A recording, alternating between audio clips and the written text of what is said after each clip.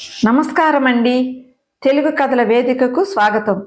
ఈరోజు కాకాని కమల గారు రచించిన బంధం అనే కథను విందామండి. ఈ కథ 1/3/1991 ఆంధ్రజ్యోతి సచిత్ర వారపత్రికలో ప్రచురితమైనది.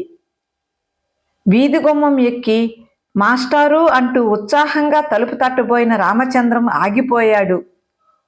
లోపల నుంచి పెద్దగా కేకలు, ఘర్షణ పడుతున్నట్టు మాటలు, వాటితో పాటే వెక్కిళ్ళు పెడుతూ సన్నని ఏడుపు వినిపించడంతో తలుపు మీద బలంగా పడబోతున్న చేతిని చప్పున వెనక్కి లాక్కున్నాడు. అవసరం అయితే నా గొంతుక్కి ఉరి పెట్టుకుని చావనైనా చస్తాను గాని ఆ రామచంద్రాన్ని మాత్రం పెళ్లి చేసుకోను. నా పెళ్లి చేయడానికి మీ దగ్గర డబ్బు లేకపోతే నా కర్మానికి నన్ను వదిలేయండి. ఆ మాత్రం నా బ్రతుకు నేను బ్రతకగలను. అంతేగాని మీ స్వార్థంతో ఏదో ఒక రకంగా నా బరువు వదుల్చుకోవాలని నా జీవితాన్ని బలి చేయకండి. వెక్కిళ్ల మధ్య మంజుల ఏడుపు గొంతుతో దూకుడుగా అంటున్న మాటలు సోలాల్లా రామచంద్రం గుండెను తాకాయి. అసహనంగా తల విదుల్చుకుంటూ తల పక్కకి తిప్పుకున్నాడు. ఓరవాకిలిగా తెరిచి ఉన్న కిటికీలో నుంచి లోపల దృశ్యం కనిపిస్తోంది.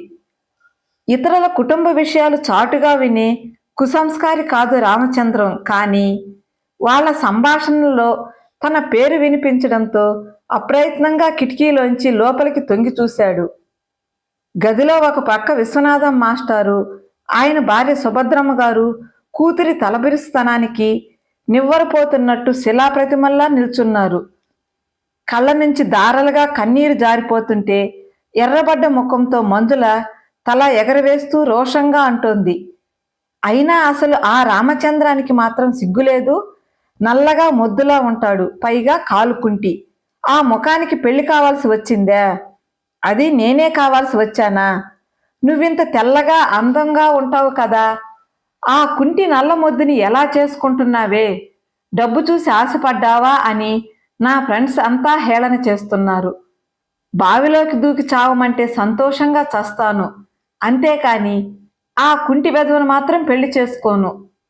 సుభద్రమ్మ రెండు చేతులతో తల బాదుకుంది. దరిద్రపు దానా, ఏం చూసుకునే నీకీ అహంకారం? నీ అందం చూసి మూర్చపోయి అతను నిన్ను పెళ్లి చేసుకుంటాననడం లేదు అంది. మంజుల వెక్కిరింతగా అంది. మరెందుకట? ఎందుకా? మీ నాన్నగారి మీద ఉన్న గౌరవంతో అతను ఈ పెళ్లికి ఇష్టపడ్డాడు. కన్న తండ్రి అంటే నీకు గౌరవం లేకపోయినా చిన్నప్పుడు చేరదీసి ఆదరించిన గురువుగారంటే అతనికి వల్ల మాలిన అభిమానం, గౌరవం ఉన్నాయి.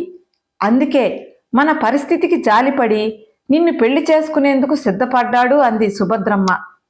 మంజుల హేళనగా చెయ్యి తిప్పింది. ఓ అబ్బో, అయితే ఇంకేం? అతనికి నాన్న మీద నిజంగా అంత గౌరవం ఉంటే ఏ డబ్బు రూపంలోనో ఆర్థికంగా సహాయం చేయవచ్చు కదా. నన్ను పెళ్లి చేసుకునే ఉద్ధరించాలా అంది. అంతే. మంజుల నోటి మాట పూర్తి కానే లేదు. అంతవరకు బోనులో పడ్డ పులిలా అటు ఇటు పచార్లు చేస్తున్న విశ్వనాథం మాస్టారు నోర్ముయ్ అంటూ గట్టిగా అరిచారు. మరుక్షణం చెళ్ళుమన్న శబ్దం ఆ గది గోడల్లో మారుమ్రోగింది. మీరు నన్ను కొట్టినా చంపినా నా నిర్ణయం మారదు. ఆ కుంటి ముద్దు రామచంద్రాన్ని నేను పెళ్లి చేసుకోనంటే చేసుకోను, అంతే. కిటికీలోంచి ఆ దృశ్యాన్ని చూసిన రామచంద్రం గుండె జల్లుమంది. సిగ్గుతో అవమానంతో అతని మనసు కృంగిపోయింది. తనను తాను అసహించుకున్నట్టు గబగబా రోడ్డు మీదకు వచ్చాడు. వెనక నుంచి ఎవరో తరుముతున్నట్టు అంగకి ఒక అడుగు చొప్పును వేస్తూ వేగంగా ఇంటికి వచ్చేశాడు. తుఫాను ముందు సముద్రంలా అతని మనసంతా కల్లోలం అయిపోయింది. ఆ రాత్రి పడుకుంటే రామచంద్రానికి నిద్ర పట్టలేదు. కన్ను మూసినా తెరిచినా కంటికి ఏకదారగా కన్నీరు కారుస్తున్న మంజుల రూపమే కళ్ళ ముందు కదులుతోంది.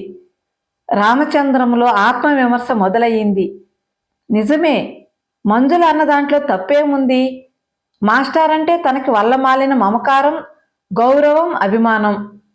ఆనాడు ఎంగిలి విస్తరాకులా రోడ్ల మీద తిరిగే తనని మాస్టారు చేరదీసి ఆదరించి అన్నం పెట్టి విద్యాదానం చేసి ఉండకపోతే తను ఈనాడు ఎంత అధోగతిలో బతికి ఉండేవాడో.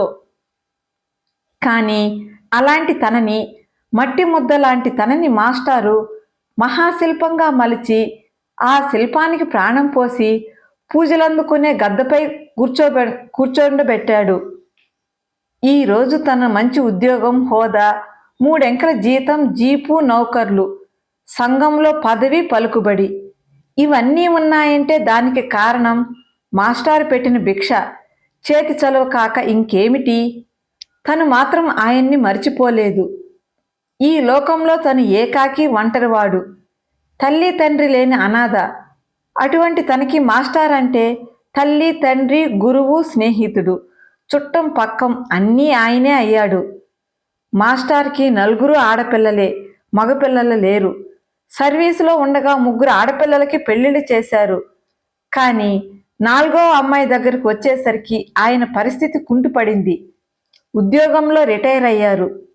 పై 3 ఆడపిల్ల పెళ్లిళ్ళకి చేసింది అప్పులు, వడ్డీలు పెరిగిపోవడంతో వేరే గత్యంతరం లేక పెన్షన్ అమ్ముకోవలసి వచ్చింది. ప్రస్తుతం భుక్తి కోసం 10 మంది పిల్లలకు ప్రైవేట్లు చెప్పుకొని ఆ కొద్దిపాటి ఆదాయంతోనే జీవితం సాగిస్తున్నాడు. ఈ పరిస్థితుల్లో 4వ అమ్మాయి మంజుల పెళ్లి సమస్య అయ్యింది. మంజుల అందంగా ఉంటుంది, డిగ్రీ చదువుకుంటోంది. కానీ వరకట్నం లేకుండా ఆడపిల్ల పెళ్ళి అయ్యే రోజులు కావు. సరిగ్గా ఈ పరిస్థితిలో రామచంద్రం ఉద్యోగరీత్యా ఆ ఊరికి రావడం, విశ్వనాథం మాస్టర్ కుటుంబంతో తిరిగి అనుబంధం పెనవేసుకోవడం జరిగింది. ఎందరినో ఆదరించి అన్నం పెట్టిన మాస్టారు ఈనాడు తినడానికి లేక ఇబ్బంది పడుతుంటే రామచంద్రం గుండె కరిగింది. వృద్ధాప్యంతో, అనారోగ్యంతో ఆర్థికంగా చితికిపోయిన మాస్టారి పరిస్థితి రామచంద్రాన్ని కదిలించింది. అందుకే కట్న కానుకల ప్రసక్తి లేకుండా మంజుల్ని వివాహం చేసుకుంటానని, వివాహానంతరం పెద్ద దిక్కుగా మాస్టారు భార్య తన దగ్గరే ఉండాలని తన అభిప్రాయం వ్యక్తం చేశాడు. రామచంద్రాన్ని అల్లుడిగా చేసుకోవడానికి ఆనందంగా అంగీకరించారు మాస్టారు. టంగుమని గడియారం 1 గంట కొట్టింది. రామచంద్రం మంచంలో అసహనంగా కదిలాడు. అతనికి నీ మీద నిజంగా అంత గౌరవం ఉంటే ఆర్థికంగా సహాయం చేయవచ్చు కదా, నన్ను పెళ్లి చేసుకునే ఉద్ధరించాలా? మంజుల మాటలు మనసులో ముళ్ళులా కదులుతున్నాయి, ఒక సవాల్గా హెచ్చరిస్తున్నాయి. నిజమే, మంజుల అన్న దాంట్లో మాత్రం తప్పేముంది? తను నల్లగా ఉంటాడు, కాలు కుంటి, చిన్నప్పుడు క్రచెస్ సహాయంతో నడిచేవాడు. కానీ మంచి ఉద్యోగం వచ్చాక జైపూర్ ఫుట్ పెట్టుకున్నాడు. ప్యాంటు వేసుకుంటే చెప్తే కానీ తెలియదు తన అంగవైకల్యం గురించి. నిజానికి తన మనసు మంచిదే, వ్యక్తిగా మంచివాడే. కానీ ఆడపిల్లలు వరించేలా ఉండదు తన రూపం. ఈరోజు తను మంచి ఉద్యోగంలో, సమాజం గౌరవించే అంతస్తులో ఉన్నాడు. మంజుల కాకపోతే తనని వేరే ఏ అమ్మాయి అయినా ఆనందంగా పెళ్లి చేసుకునేందుకు ముందుకు వస్తుంది. లేదు, తనలాగే అంగవైకల్యంతో బాధపడే అమ్మాయి ఎవరైనా తనకి తటస్థపడితే ఆమెను చేసుకునేందుకు తనకు అభ్యంతరం లేదు. తన పెళ్లి తనకొక సమస్య కాదు. తను మంజుల్ని పెళ్లి చేసుకుంటాను అన్నాడంటే కేవలం మాస్టర్ మీద గౌరవంతోటే గాని ఆమె అందం మీద ఆశతో మాత్రం కాదు. ఈ విషయం మంజులకి, ముఖ్యంగా మాస్టారి దంపతులకు తను తెలియజెప్పాలి. ఆ మర్నాడు ఉదయం 11 గంటలు కావస్తోంది. తన ఛాంబర్లో కూర్చుని అర్జెంట్ లెటర్స్ ఉంటే చూసుకుంటున్నాడు రామచంద్రం. సరిగ్గా ఆ సమయంలో కిర్రుమని స్ప్రింగ్ డోర్ తెరుచుకుని ఫీన్ లోపలికి వచ్చి, మీకోసం ఎవరో వచ్చారు, పంపించమంటారా అన్నాడు. కాగితాల్లోంచి తల ఎత్తకుండానే పంపించు అన్నాడు. ప్యూన్ వెనకాల లోపలికి వచ్చిన విశ్వనాథం మాస్టార్ని చూస్తే విస్తుపోతూ, మీరా మాస్టారు, కూర్చోండి, సాయంత్రం నేనే వద్దామనుకుంటున్నాను మీ ఇంటికి అన్నాడు ఆదరంగా. వడలిపోయిన ముఖంతో 10 లంకణాలు చేసినట్టున్న ఆయన చూస్తూనే లీలగా విషయం గ్రహించుకున్నాడు. ఏదో చెప్పాలని చెప్పలేక మొదలు పడుతున్నట్టు ఇబ్బందిగా కుర్చీలో కూర్చున్న ఆయన్ని చూసి లోలోన నవ్వుకున్నాడు. మాస్టారు, ఏమిటి, ఏదైనా పని మీద వచ్చారా అన్నాడు నాంది ప్రస్తావనగా. విశ్వనాథం మాస్టారు ఒకసారి తల ఎత్తి మళ్ళీ దించుకున్నారు. నెమ్మదిగా గొణుగుతున్నట్లు అన్నారు. అవును బాబు, నేను మంజుల పెళ్ళి ఇష్టం లేదు, రామచంద్రం చిరునవ్వు చిందించాడు. మాస్టారు, మీరు అనవసరంగా బాధపడకండి. మీరేం చెప్పాలనుకుంటున్నారో నాకు తెలుసు. మాస్టారు విస్తుబోయారు. తెలుసా? రామచంద్రం తల పంకించాడు. అవును, తెలుసు మాస్టారు. నిన్న సాయంత్రం మీ ఇంటికి వచ్చాను. మా పెళ్లి విషయంలో మీరంతా ఘర్షణ పడటం, మంజుల అభిప్రాయం అన్నీ విన్నాను. కళ్ళారా చూశాను. చాటు నుంచి వినటం పొరపాటే, కానీ ఏది జరిగినా అంతా మన మంచికే అనుకుందాం. బాబు రామం, మాస్టర్ కంఠం వణికింది. పాలిపోయిన ముఖంతో నిస్తేజంగా చూశారు. ఇందులో మీరు బాధపడాల్సింది ఏదీ లేదు. మంజుల మాటల్లో కూడా నిజం లేకపోలేదు. చిన్నపిల్ల అయినా నా కళ్ళు తెరిపించింది. ఆమె మనసేమిటో తెలుసుకోకుండా నా నిర్ణయం ప్రకటించడం నా తప్పు. నాకు నిజంగా మీ పట్ల గౌరవం ఉంటే వేరే రకంగా మిమ్మల్ని ఆదుకోవచ్చు కదా. కూకటి వ్రేళ్లతో కదిలే మహావృక్షంలా మాస్టారు చలించిపోయారు. మాస్టారు, మీరు అన్యదా భావించకండి. మీకు నా మీద ఏమాత్రం వాత్సల్యం ఉన్నా నా మాట కాదనకండి. ప్రస్తుతం నా దగ్గర బ్యాంకులో 25,000 ఉన్నాయి. వారం 10 రోజుల్లో మరో 15,000 సర్దుబాటు చేస్తాను. వెంటనే మంజులకు మంచి సంబంధం చూడండి. వచ్చే నెలలో 24వ తేదీన మీరు మా పెళ్లికి పెట్టిన లగ్నానికే వైభవంగా మంజుల పెళ్లి ఆమెకు నచ్చిన వ్యక్తితో జరిపించండి. మీకు కొడుకులు లేరు, నాకు తల్లిదండ్రులు లేరు. మన మధ్య ఆ అనుబంధం ఉందనే భావిస్తున్నాను. అందుకే నిండు మనసుతో మీకు ఆర్థిక సహాయం చేయాలి అనుకుంటున్నాను. నిజానికి ఇంతకు 10 రెట్లు డబ్బు ఇచ్చినా మీరు నాకు చేసిన మహోపకారానికి సరికాదు. మీ రుణం తీరదు. ఇదంతా కేవలం నా తృప్తి కోసం. బాబు రామం, అవును మాస్టారు. అంతేకాదు, మంజుల పెళ్ళయ్యాక మీరు నాకు మాట ఇచ్చినట్లుగా నా దగ్గరే ఉండాలి. ఒక మంచి టైం చూసుకుని నా వివాహం కూడా మీరే జరిపించాలని నా కోరిక.